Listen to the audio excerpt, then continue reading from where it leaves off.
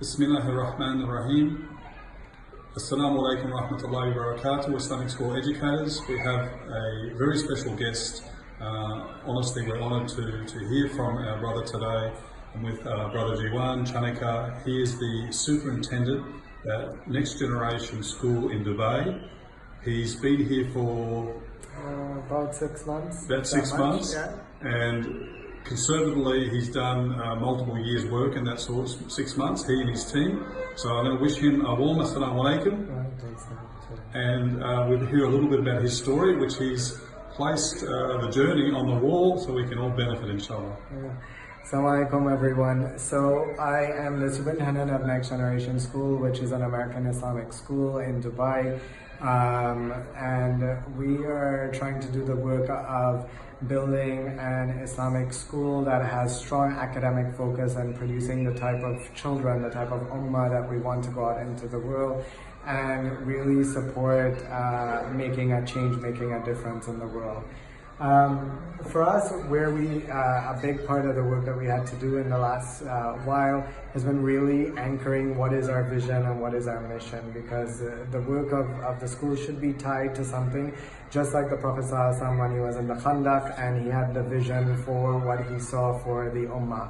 So for us, if we're not working with a vision and mission, then I believe that we're going to lose our way. So our vision, as we have it here, is to lead and inspire transformation in global education shaped by Islamic ideals to creatively solve global issues and to promote possibilities for everyone, not just Muslims, but for the whole world. The Prophet ﷺ was Uswatun Hasanah, he was Rahmah lil Alameen, so he was there for everyone. So these are the types of people that we're trying to produce. And our mission is to graduate literate, compassionate, dynamic global citizens who are proud of their Islamic identities and ready to contribute, create, share work to build a better work for everyone. That's exactly what we want to do. And what that meant is we also had to think about who do we want to graduate at the end of their career with us. What is the type of human being that we want to graduate? And so from there we landed on 8 learner profile characteristics. So these are the characteristics of young people who need to be ready for the 22nd century. We have our learner profile. You can see it set up here, both in Arabic and English, that really thinks and talks about what are the characteristics of the kids that we want to have. So for example, in self-awareness, there's a bunch of different things, but one of the things as part of it is that I know myself as an individual and I'm a learner of my history and a holder of my future. And at the same time, I remember that even when no one sees me, Allah is always watching. And so we're really trying to help them integrate the way they think about who they are and what it is they do, and so that we create the type of people who are not doing it out of fear, who are not doing it when people are standing around them, and who understand that in spite of their mistakes, that there isn't one straight line, that they come back to these principles in their life that hopefully will help to guide them on their journey with Allah subhanahu wa ta'ala. From there, what we had to do was to be able to think about what is the work of the school. Oftentimes Islamic schools, in my experience, forgive me, it may not be your reality, but in my experience is that they're really strong on the Islamic side, or one part of the Islamic side, less so on the academic side, or the academic side is tied only to standardized tests, and often it limits the potential of education for the children.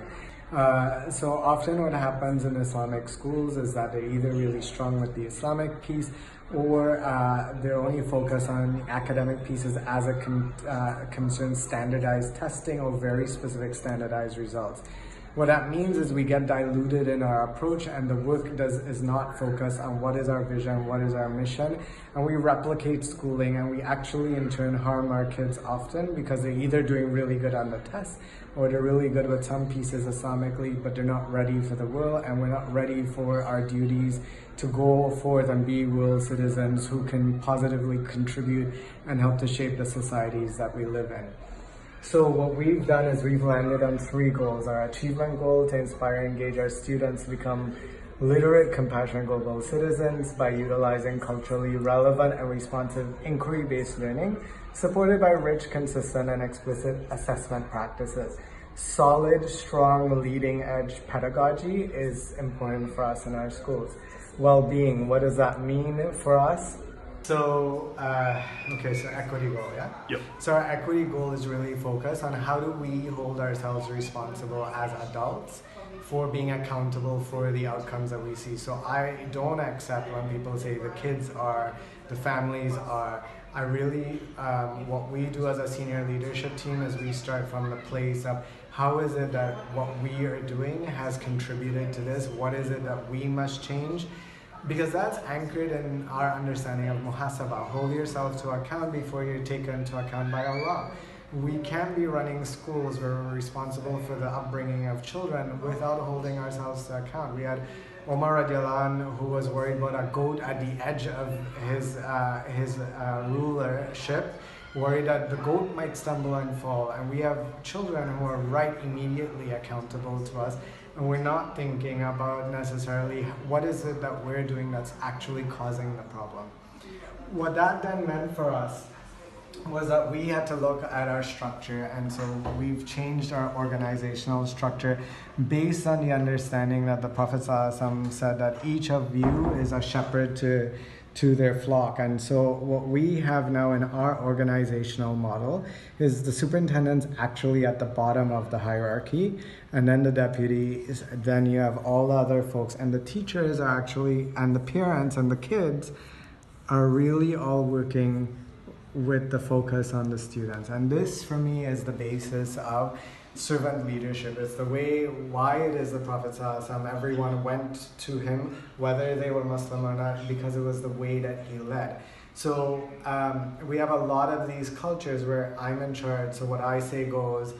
In fact, my hiring processes, I hire people who are team players who share the vision, but who will challenge me and who will not just accept doing it because I said so. If they think that there's pedagogy, if they think that there's evidence for doing things differently, then I expect them and I encourage them to challenge me so we can get to a better place for the sake of the kids.